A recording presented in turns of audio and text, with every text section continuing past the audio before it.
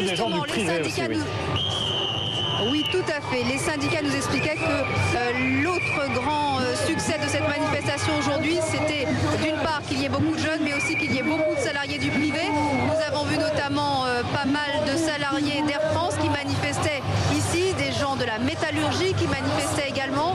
Céline, on vous retrouvera tout à l'heure, Céline, mais on va retourner à l'Assemblée nationale, puisque ça bouge dans les cortèges. Martine Aubry, elle, s'est fendue d'un communiqué assez violent contre le gouvernement de François Fillon, qu'elle a accusé d'entêtement.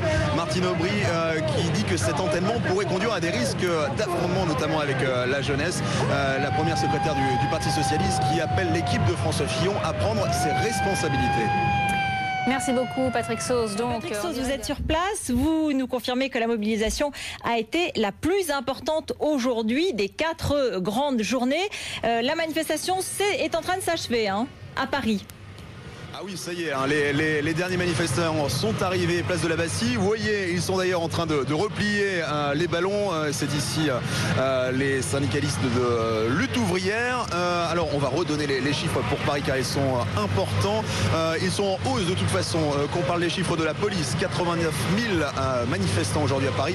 Ou alors ceux des syndicats, 330 000 manifestants dans ces rues. Évidemment, c'est la grande satisfaction du côté des leaders syndicaux qui ne parlent pas du tout d'un baroud d'honneur, alors que le Sénat est en train d'accélérer la cadence pour essayer de voter le plus rapidement possible ce projet de réforme pour les retraites. Et maintenant le défi pour ces leaders syndicaux qui ont réussi à amener beaucoup de monde, et notamment énormément de jeunes étudiants et lycéens aujourd'hui. Leur défi maintenant, c'est de conserver ce niveau de mobilisation.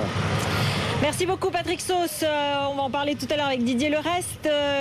Jérémy, vous allez parler maintenant des lycéens. Oui, parce que c'est ce qu'on retient aussi ce soir.